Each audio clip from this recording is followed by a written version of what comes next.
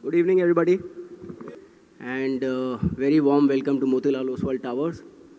Uh, it gives me immense pleasure to extend a very warm welcome to all of you on behalf of Motilal Oswal AMC.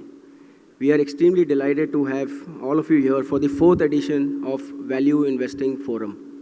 My name is Akhil Chaturvedi, and I head sales for the Motilal Oswal AMC business, and I'll also be the host for the evening for all of you.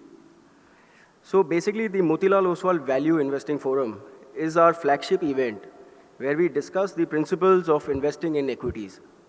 The objective of the forum is to bring in equity market practitioners and intermediaries together on a common platform to discuss the tenets of equity investing and gain some insights. To set the tone for the evening, I would like to first invite Mr. Navin Agarwal, who is CEO for our institution equity business. Navin is head of Motilal Oswal Institution Equity Business and has been instrumental in building a market-leading position with domestic and institution investors. Under his leadership, the firm has been rated as the best Indian brokerage house by Asia Money. He has also co-authored a book called Money Monarchs. So friends, please join me in welcoming Mr. Navin Agarwal to please set the tone. And I once again welcome you for gracing the occasion with your presence, and we hope you all have an insightful evening. Thank you once again. Naveen, can we have? Good evening, friends. It's my great pleasure to welcome all of you to the fourth Value Investing Forum. We usually make most of these presentations to institutional investors, and it's also a pleasure to, share some of these thoughts with this audience as well. My presentation is divided into four broad parts in terms of how we view the Indian corporate sector, how we view the markets, and how we think you should invest yourself and drive your clients to investing their money. So the four broad thoughts that I want to present are that we believe that the worst of macro is behind.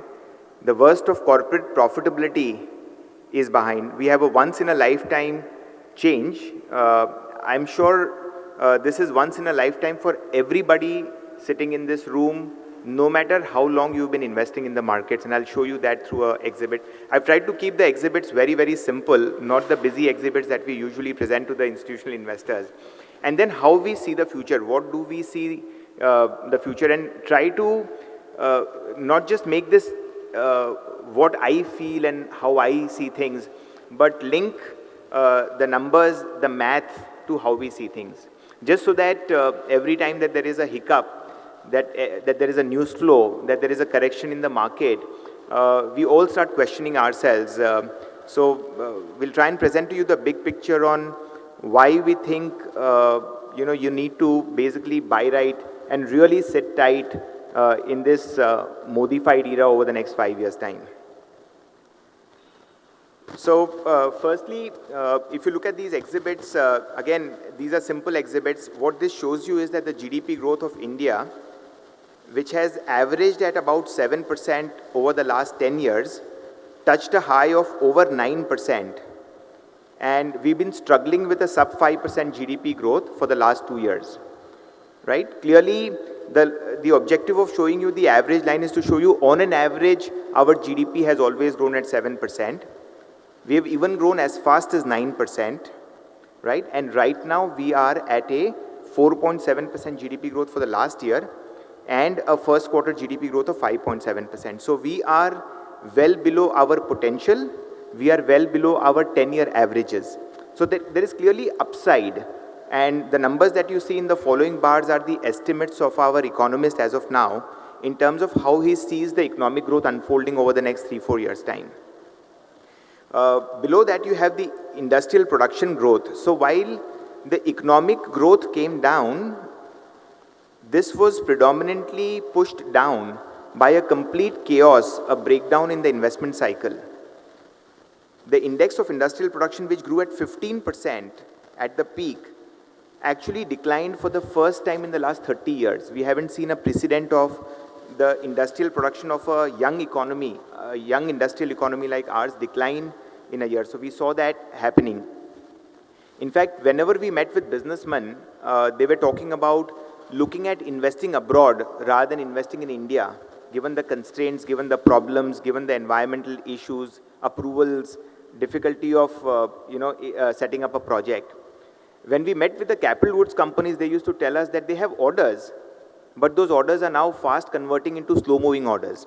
Orders were not getting executed because they had orders, but the companies which gave them the orders had no approvals, clearances, etc. So the economy had a 0% growth means that the industrial economy of India had come to a standstill, right?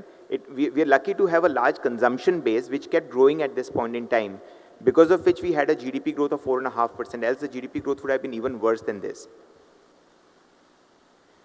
The objective of this slide is to show you that while the election of Modi is a big source of excitement for all of us, the real macroeconomic repair work started back in September 2012 when Chidambaram was elected as the Finance Minister of India. So just to give you some numbers, our fiscal deficit when he took over was 6%. He brought it down to 5% and set a target for FY15 of 4.1%, which is what Jaitley took over as the target from Chidambaram when he presented his first budget. If you look at the current account deficit, this number was out of control. And because of curb in gold imports and other initiatives taken by the government, we brought it down to a manageable sub 2% at about 1.7%. The currency again went haywire. We were at 70, knocking 70. And on my roadshows abroad, people used to ask me, when are you touching 80 or 90? There was absolutely chaos. There was lack of confidence among the global investors. And if you look at the implied volatility in the currency, it was just looking like the implied volatility plus the then 70 exchange rate was looking like going to 80, 85 anytime. So apart from Chidambaram himself coming in and bringing some economic sense, which obviously his predecessor lacked sorely. He did not understand economics, and that's why you saw the mess that we landed ourselves into. From there on, the other good thing that Chidambaram did is that we got Raghuram Rajan as the RBI governor. And it is his achievement that you see the stability in currency. His first target, you may have read his interview last week, he mentioned that the first target when he took over as the RBI governor was to really bring sanity to this exchange rate, bring exchange rate stability, and that is what he has marvelously achieved over the last 12 months that he's been around. So the INR volatility is now at its lowest, and the currency is quite stable, with people fearing potential appreciation rather than depreciation in currency at this point.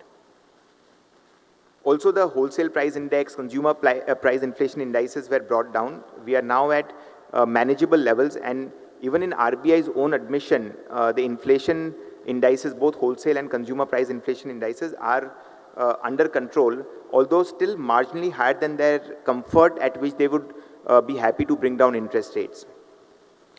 The exhibit below shows you the monetary tightening cycle. What is the duration of the monetary tightening that we've already undergone? This is the 5th year of RBI tightening its monetary policy or keeping rates high. The 10-year interest rates are at near their peak. And you can see on the left side of the chart how, when inflation comes down, what is the magnitude of fall in interest rates you could see. We saw nearly halving of interest rates from 10% plus to just about 5% in the previous cycle. And we are today at near the peak 10-year GSEC yields. So just to sum up, economic growth is at its worst. The industrial economy and the investment cycle is broken down. We've corrected the twin deficits of fiscal deficit and current account deficit already. Inflation rate is coming down, and we believe that we are at a point where economic growth is at its worst and interest rates are at their peak. So this is the macroeconomic framework that we use in terms of looking ahead. So we believe that the worst of the macro is clearly behind. Turning to the corporate earnings, so this is basically a byproduct of the macroeconomic situation itself. So if you look at the profit after tax margins of the Indian corporate sector, this number used to be as high as 17% at the peak of the previous bull market back in 2007, and this number is now down to 10%. So just profitability, top line growth itself has slowed down. Our top line growth used to be a compounded 26% between 2003 and 2008. And this fell to low teens in the slowdown period that we saw because GDP growth itself slowed down. And on top of that, you had margins collapsing from 16% to 10%. There's a combination of high commodity prices, margins collapsing, and on top of that, interest cost to EBITDA going up substantially for the corporate sector. So a confluence of slow growth, lack of pricing power, and high interest costs all led to the margin collapse.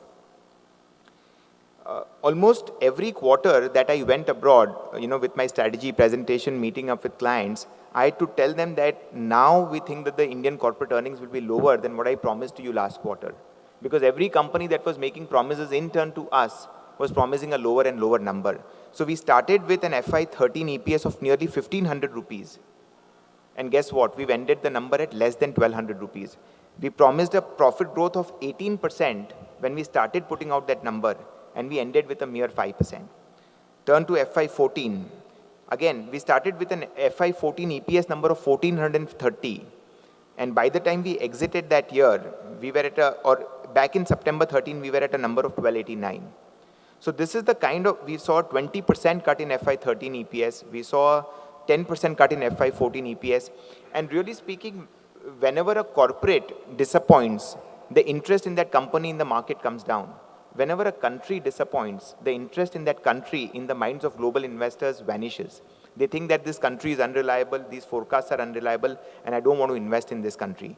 Despite that, we actually saw FI inflows come into India year after year.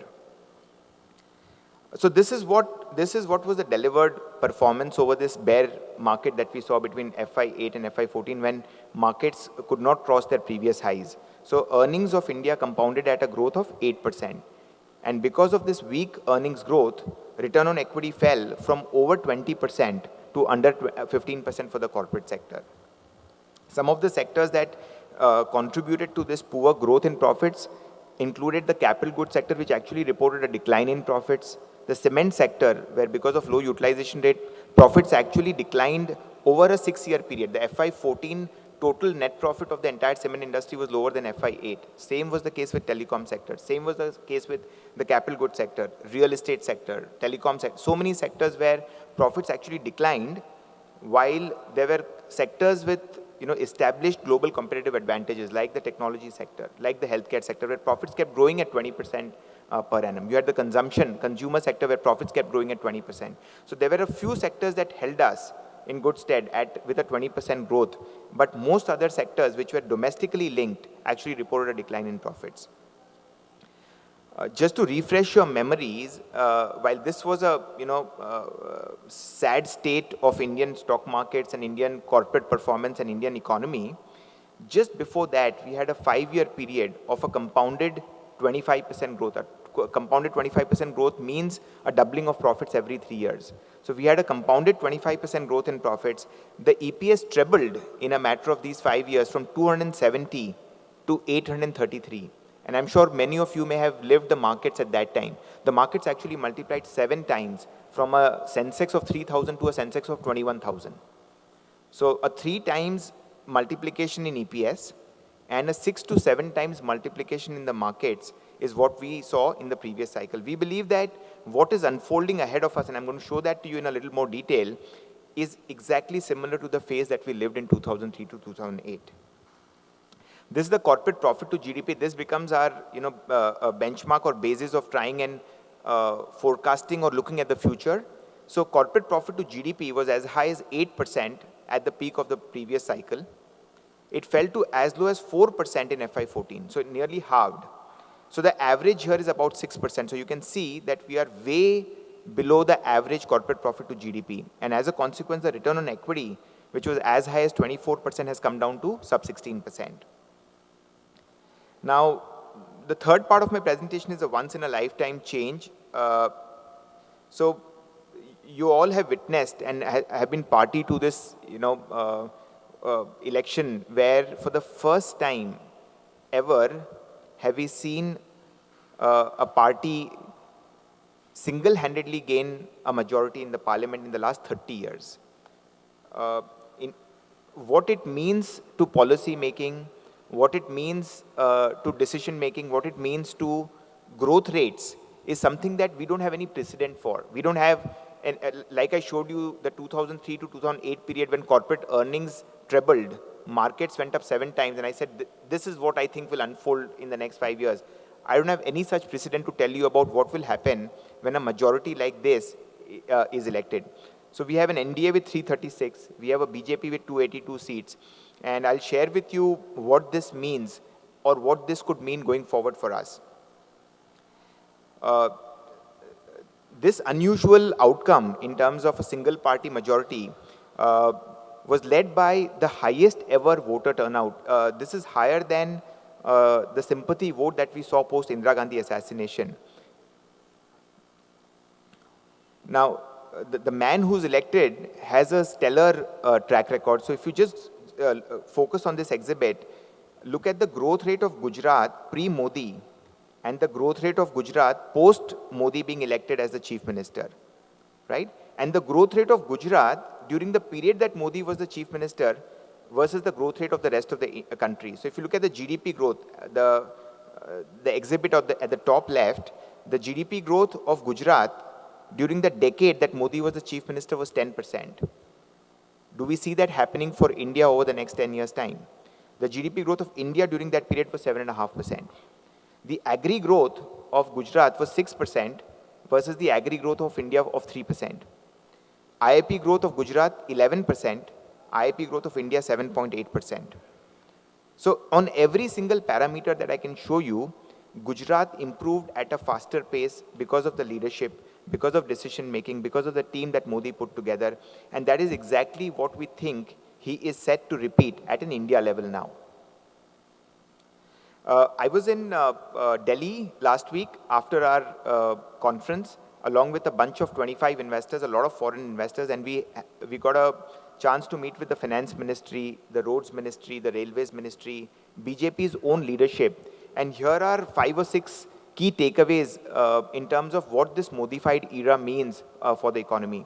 So firstly, we saw a confidence in the leadership that the insurance bill, which was presented in the first session of this government, will definitely be passed in the second session, in the winter session of the parliament. We met with the roads ministry. The roads ministry awarded 1,000 kilometers of roads in the last year, in the year ending March 2014. Since Modi has come into power, for the first time, the ministry has started doing monthly review meetings like a corporate sector, like a company does. And in every review meeting, Mr. Modi has taken significant decisions.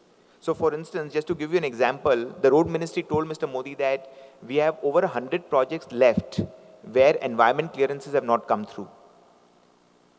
Mr. Modi asked the environment ministry to sit with the road ministry non-stop in a marathon session for 3 days and come out of the room when all the projects are cleared.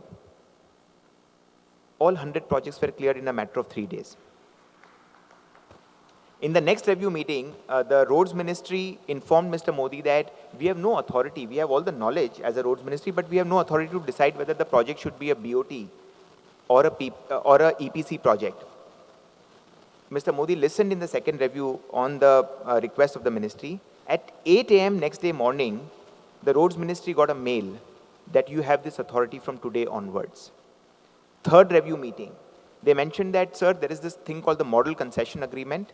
The model concession agreement does not allow us to make changes because of which you have delays in execution, because of which you have disputes between the government and the developer. It's not working out. Again, the next day morning, they get a mail that henceforth, you have the authority to change that in consultation with the cabinet secretary. You don't have to come to the Prime Minister's office beyond that. So every meeting, this man is conducting a monthly review, taking decisions, and basis the decisions that have been taken in a matter of 3 months, the road ministry is confident that they will, versus 1,000 kilometer of project awards, have 6,000 kilometer of project awards in FY15. Right? The impact of this will be seen in many sectors, the cement sector, the capital goods companies, the engineering companies, over the course of the next few years' time. Next is about PSU banks. We've heard the first chairman arrest in a PSU bank on governance issues because of corruption issues. One of the things that we took away from our Delhi trip is that changing or improving the governance of PSUs in general and the state-owned lenders in particular is something which is high up on the agenda.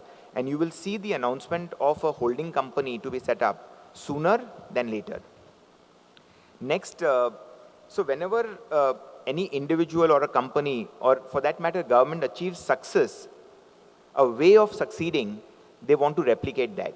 One of the biggest subsidies in India was the diesel subsidy, worth about $20 billion. And through a simple mechanism of 50 paise increase that was started by Chidambaram in Jan 13, come September of 2014, the diesel subsidy in India is now zero. Right? So we could deal with a 1 lakh crore, a $20 billion subsidy without any noise, without any political opposition, without any hue and cry. We have a few more such subsidies in India. We have the urea subsidy, we have the LPG subsidy. Our interaction with the finance ministry suggests that post the Maharashtra state elections in the month of October, you should start seeing a similar gradual increase in all of these subsidized products to eliminate the subsidies which almost take away 2% of your GDP. So this is another big change that you will likely see between now and the budget.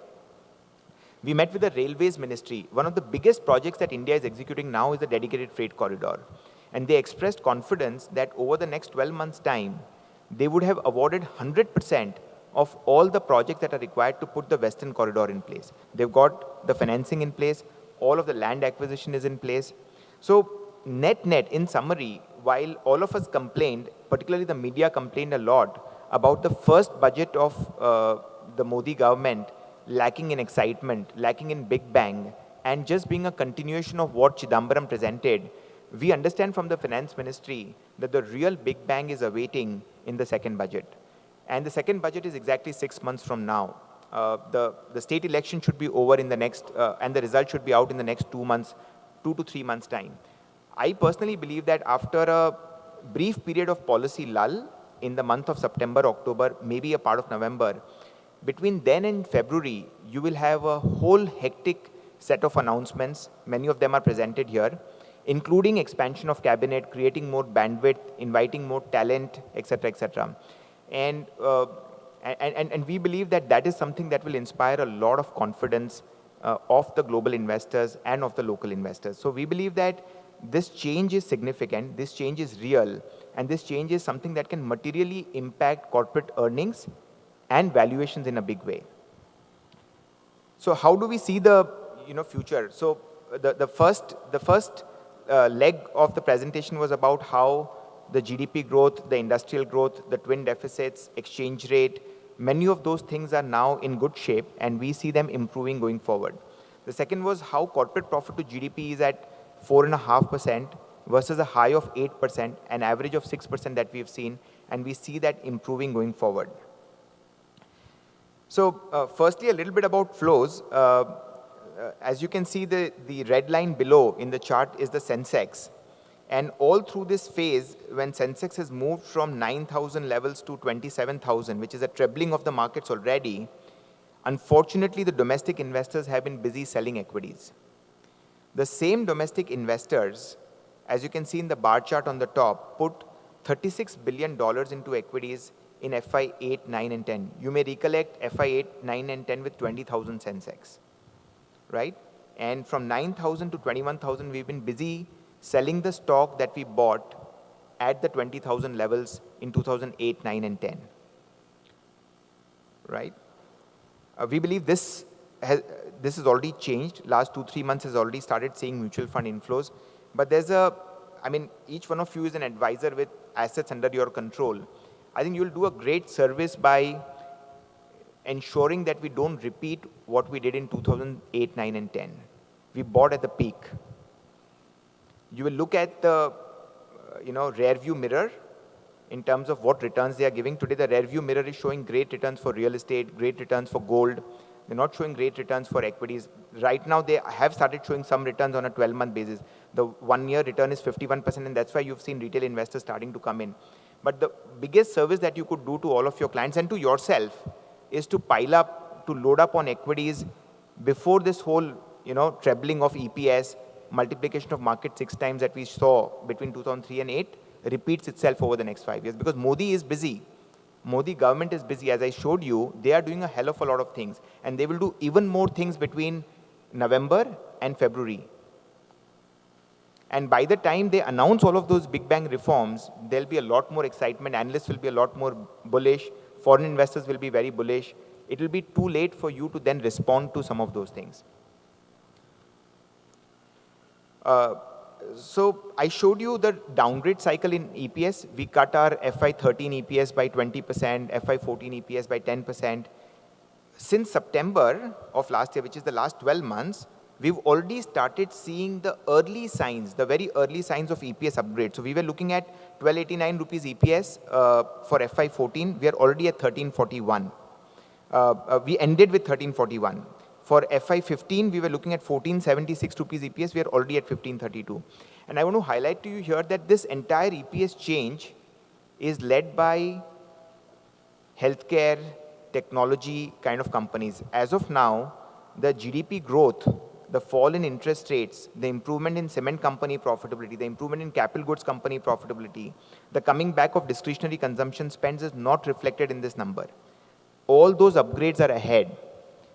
You know, back in 2003 to 8 cycle, I remember every year, the street started with a 12 to 15% EPS growth estimate and used to end with 25 to 26% EPS growth estimate.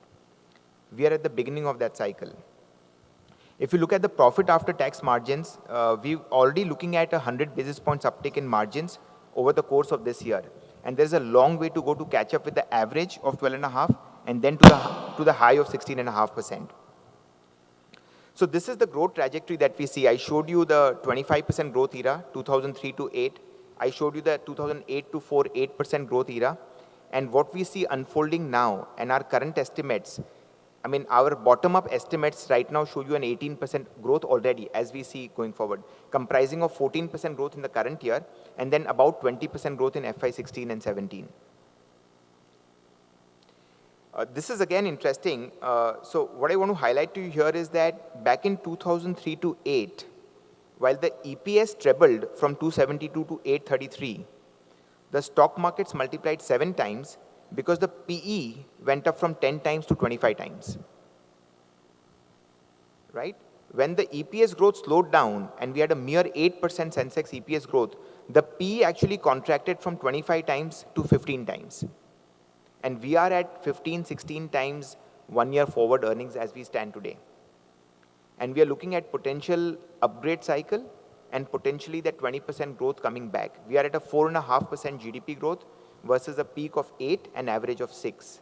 We are at a return on equity of 15, 16% versus a peak of 24 and average of 19. We are at a margin of 10% versus a peak of 16 and average of 12.5. So every way that I can show you, I showed you the GDP growth. We are at a 4.5% rate, average of 7. Every average is at its, every number is at its bottom today and way below averages. Life doesn't stay at the bottom or at the peak. Average is the first milestone that it will cross. Average PE, average EPS growth, average corporate profit to GDP, average GDP growth, and so on. So this is what we think can happen. We believe that this PE can gradually climb back again. And the EPS for sure, as the economic growth comes back, as the margins improve, as the interest rates fall, will start to climb. So here's the range of PE. We were at 25 times at the peak. We came down to 10 times. We are at 15 times today. Price to book of 4. We came down to 1.6. We are at 2.7 times today. At the bottom ROE, and if you look at the market cap to GDP, we are at 70%. We were at 150% at the peak, and on a March basis, we were at 103% back in March of 2008. So here's a simple, looking into the future. This is not our bottom-up forecast, but this is a top-down way of looking at where we think markets are headed, where we think earnings are headed, and what kind of returns are in store. And that should in turn decide what you should advise your clients and how you should look at equities, whether you should look at equities opportunistically to buy the dips and sell at the highs, or you should buy right and sit tight, right? Some of those questions will be answered through these exhibits. So what we've done here is taken a very simple assumption of corporate profit to GDP, not going back to its peak, not going back to 8%, but just going back to 5.9%, which is the 10-year average ending March 14, right? It is a reasonable assumption to assume that this just goes back to at least the averages. It never goes back to averages. It always will go to much above that, but you assume that it goes back to the average. Then this is what will happen to the Nifty EPS. So the Nifty EPS delivered for the last year is 406. If the Nifty EPS just goes back to the average corporate profit to GDP number, it implies a 2.6 times increase in the EPS to 1112 rupees, which is a compounded 22% growth for the next 5 years. The reason why we've taken 5 years is that is also coincidentally the last year of Modi's first term. We don't know whether the last term, most likely the first term. Okay, if the corporate profit to GDP doesn't go up to 8%, but just goes up to somewhere in between the average and the high, right? So the average is 5.9. We take the average plus at 6.8%, and the previous peak was 7.8%. So if the EPS grows, if the corporate profit to GDP grows to 7.8%, then we're looking at a potential Nifty delivered EPS growth of 29%. This is not alien. I showed you earlier that Indian corporate profit growth between 2003 to 8 was 25%. If you look at the Sensex numbers, the corporate sector has delivered a 1340 rupees Sensex EPS. If the corporate profit to GDP goes to 5.8, then we are looking at this number again going up by 2.6, 2.7 times to almost 3700 Sensex EPS. Markets are at 27,000 today. So effectively, you're looking at a potential 7 times Modi's last year exit multiple. And if this was to go to 6.8% of the GDP, then we are potentially looking at a 5,000 rupees Sensex EPS, implying that markets may well be trading at 5 times FY19 earnings. What could this do to the markets themselves? So if you look at the exhibit here, this is the Nifty. If Nifty EPS that I showed you earlier was to be discounted at its 10-year average trailing PE of 16.3 times, then this Nifty, which is at 8,000 today, should be at about 27,000 in March 19. This is a really fast train. You know, you don't play around with fast trains, right? You just buy right and sit tight. You make any mistake here, you'll be badly injured.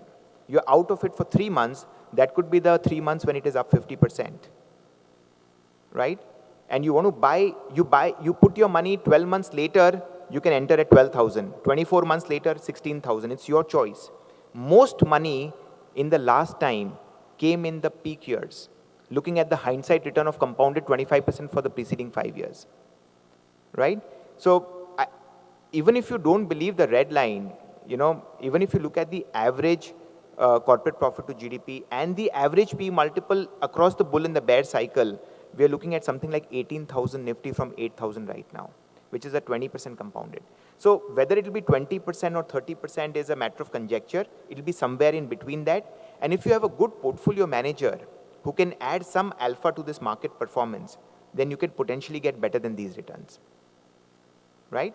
And I don't think there's any dearth of, you know, worthwhile portfolio managers with long experience. So I think that this is the time of your life. This is a once in a lifetime change politically.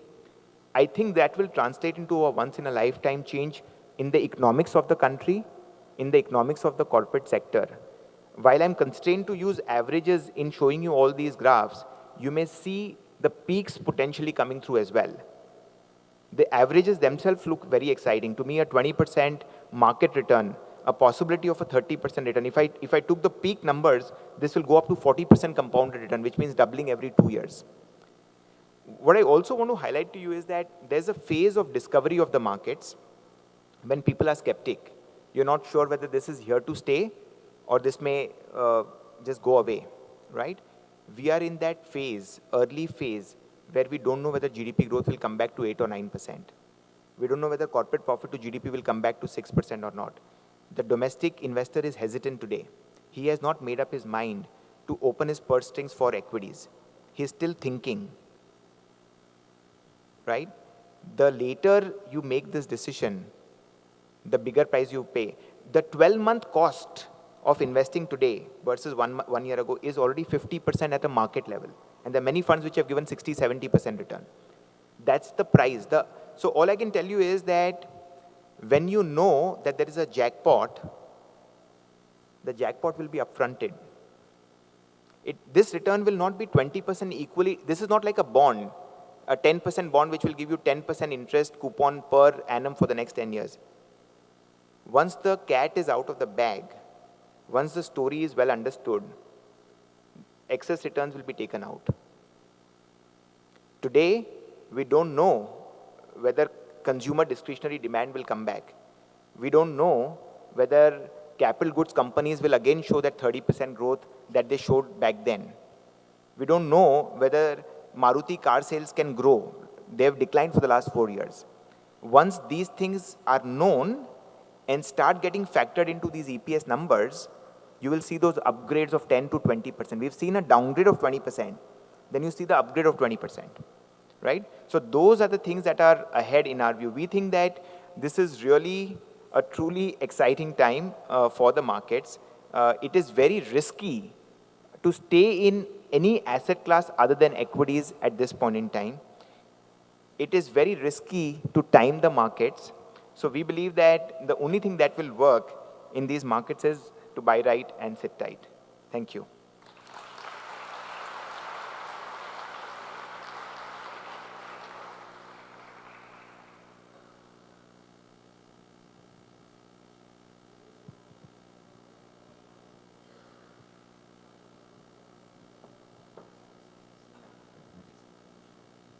Thank you, Navin. Excellent presentation. We got some excellent data points which gave us confidence that at 27,000 we should not worry too much. I think the best way of selling is knowledge-based selling. And some of the content we have seen out here, if we take this to our investors, I'm sure we can give them the confidence that we should not time the market. It's just the start, and it's way to go. So what I would suggest is if we could take a couple of questions for Navin, maybe 3 or 4 questions. So over to you. If any questions in the audience?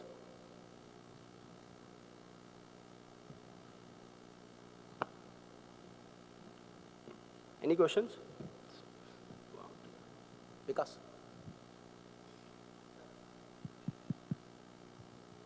Hi, Navin. Hi.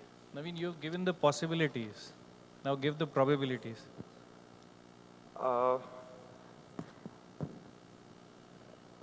To forecast anything over a very short period of time, the chances of going wrong are very high.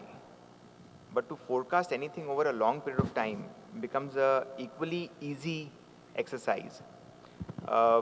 If you ask me how confident I am about that 20% number, the gray line that I showed to you, I think it is more than 100%. Whether the red line will come through or not, I think very, very highly likely. Yeah, I can show you that. So, we are talking about 27,000 Sensex today. This is not Sensex, this is Nifty 27,000. Yeah. So, so basically, whether 27,000 comes through or not, I would say highly likely. Whether 18,000 comes through or not, more than 100% chance. So, I think for you to make a 20% compounded return, we just have to wish for one thing, that Modi lives really long, outlives us. That's all that is required. Yeah, I think the rest of it will fall in place.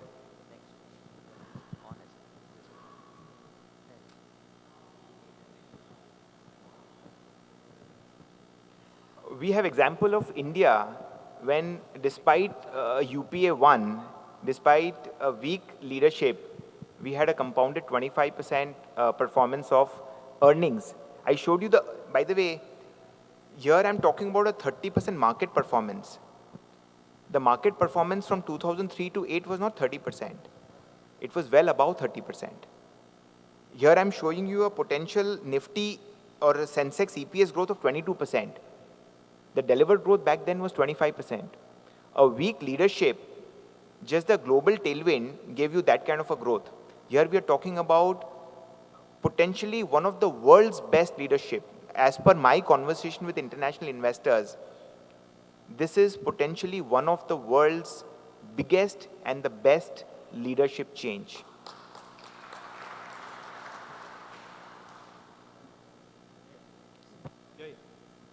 Navin, what is the feedback that you're getting from most FIs? How are they looking at us right now? Well, whenever we go on a roadshow, there are all sorts of investors, and they give all sorts of feedback. You know, there are people who are perma bulls on India, there are people who are perma bears on India, and there are opportunistic guys, all sorts of people. My best metric to measure what the FIs think is the FI inflow. So from 9,000 to 27,000 Sensex, they've bought every single quarter. They've loaded up on the amount of stock that they own. They've bought quality stocks, right? If you look at who's the largest owner of HDFC, it's not Indians, it's the foreign institutional investors. They own 74%. Why do they own that much? Because the government does not allow them to own more, right? HDFC Bank, who owns the most? Sun Pharma, who owns the most? You know, TCS, Infosys, every single stock that we should have owned, they own. And they're buying more every day, every month. By the way, all of us had a lot of doubts in the September quarter when Nifty touched 5,200 low, if you recollect, 1 year ago. They bought every single month even then. When currency was going for a toss, when RBI had a leadership which was not able to handle the currency volatility, when there was no confidence in what political leadership will come through, they had the confidence. So I think the best way to judge what the FIs think about India and about the future of India is to see what they're doing. Everybody may have their own view, but and in what they do in terms of real life action is the best judge of what they feel in terms of the outlook. So till now, we have had only the FIs buying. What happens when the FIs and the Indians both start buying? That is not unprecedented again. That's when you will see the change of valuations being very dramatic. The EPS growth may not be 50% in any year. It could be 25, 26%. But the PE changes could be quite dramatic at a time when you have both of them buying. While that enthusiasm will to some extent get dampened by a huge supply pipeline which will also come through. So when you have domestic buying, the kind of issuances that could potentially come could be 20, 30, maybe $40 billion or even more on an annual basis. So you have a big supply, both state-owned as well as private sector companies, financial services as well as manufacturing companies, IPOs as well as follow-on public offerings. So you will have all sorts of supply that you will see that'll come through also.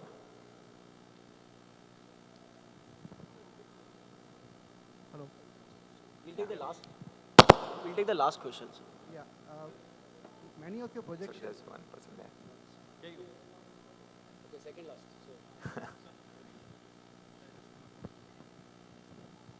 Many of your projections are based on the corporate earnings to GDP ratio. Over a period of 30 years, the components of GDPs have changed, and a lot of service sector earnings have come into that.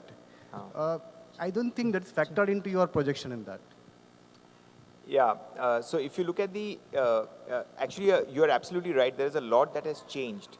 The contribution of a globally competitive technology or a healthcare sector was very small 5 years ago. It is a lot bigger.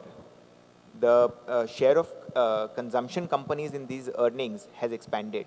What is really contracted in this is that capital goods companies' profits have declined at a compounded 5% for the last 6 years. Cement companies are running at a 70% operating rate. You know, you may have heard today's newspaper that Maruti pushed back its Gujarat plant expansion by a year because there's not enough demand. So what we believe, the source of our confidence is not just our top-down numbers, but when we do these numbers bottom-up, as I showed you earlier, our earnings growth at this point in time, without a very bullish research team, is also a compounded 18% for the next 3 years and 20% from FY16 onwards. So we think that, and let me also tell you that right now we are still not modeling in fall in interest rates. The first rate cut by the Reserve Bank of India has not happened. So we see a lot of these catalysts in terms of acceleration in economic growth, in terms of pricing power coming back in many sectors, including cement, etc., the investment cycle coming back, and most importantly, the interest cost to EBITDA falling down to the levels that we saw 5 years back. So we think that there are several levers that can easily drive the growth, corporate profit growth at the rate of 25% compounded for the next 5 years, even on a bottom-up basis. Last question. Last question, please. Hi. Just wanted to ask on your risk management strategy and mitigation? That's my first question. And second, I mean, pardon the ignorance in this question, but you find that there are various market cycles, micro, macro, depending on growth strategy, depending on momentum stocks. I mean, why is buy and hold going to do well vis-a-vis, say, a cyclical or a defensive, I mean, a different kind of strategy that is currently doing well? Sure. So we service every single mutual fund and insurance company. We are one of the top brokers for each one of them. I think most of the portfolios are very risk mitigated. They have 50 to 100 stocks in each of the funds. So you don't have to do any mitigation at your level. They've done too much mitigation at their level itself. However, the Motilal Oswal mutual funds, if you look at the size of the portfolio, the number of stocks, you typically find 15, 20 stocks accounting for 90-95% or maybe even the 100% of the portfolio. So we think that risk mitigation at 15-20 stocks is almost 100% for a carefully chosen, sensibly allocated portfolio. At your level, I think you don't need to risk mitigate beyond that. So that's point number one. Point number two, why will buy and hold work? So we are at a phase where we see all parts of the market firing. Earlier, we had the technology sector doing very well as it gained share globally, the healthcare sector doing very well on the back of the huge US generics opportunity. We saw the consumption companies do very well because of the pricing power that they enjoyed. Those will continue to do well. And on top of that, we see the investment cycle coming back, the consumer discretionary cycle coming back, the interest rate cycle likely to play out. We see so many, the asset quality repair that the RBI governor has taken upon himself as the next big challenge after bringing about exchange rate stability. So we see almost all parts of the markets firing.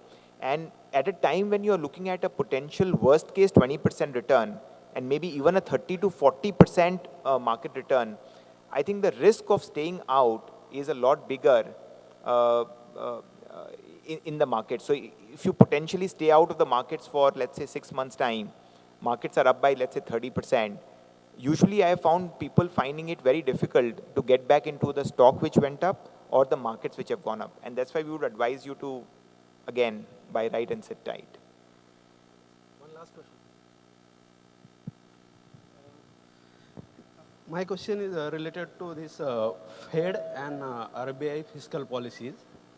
Ki, CPI inflation is not under control, and if interest rate not cut down and Fed increase the interest rate, so this growth rally or all fund managers showing that one-sided growth rally, this 17 or 19, this 50 plus or 80. What is future? And second one is now systematic investment plans. What is future 5 to 10 years? Yeah. So I would recommend many of you to read a very detailed interview of Raghuram Rajan in Times of India that came out last Sunday. He completed 1 year as the RBI governor, and he's one of the wisest men in terms of understanding the impact of Fed tightening and all those. And he had mentioned that he wouldn't be surprised if money continues to flow into India in the midst of Fed tightening. So we believe that if, by the grace of God, you get an opportunity that markets fall 5% or 10% because of Fed tightening that will unfold over the next few weeks' time, that is just one more opportunity to invest. However, I would request you to put these potential 10% corrections in the context of a potential 5-6 times in the market that we saw in 2003 to 8, or a potential 3 to 6 times that you will see now. Are you greedy about the 3 to 6 times or fearful about the minus 10%? In your fear of minus 10, is it possible that you may miss the 3 to 4 times? So we believe that minus 10% notional mark-to-market temporary loss is the price that you will have to pay if you want to party that 3 to 4 or 5 times. So that's the risk reward that you will have to choose for yourself. Most people, in the name of timing, in the name of trying to buy high, sell low, end up capturing maybe 50% or less than 50% of this entire market move, leave alone the alpha above that. So I think buy right and sit right is the only way that you can capture this. And so buy early, buy right, and then sit tight. Those are the 2-3 things that all that you need to do as an advisor with your money, your client's money, to be able to multiply your net worth 5-6 times over the next 5 years' time. Yep. Thank you. Thank you, Navin. Thank you so much.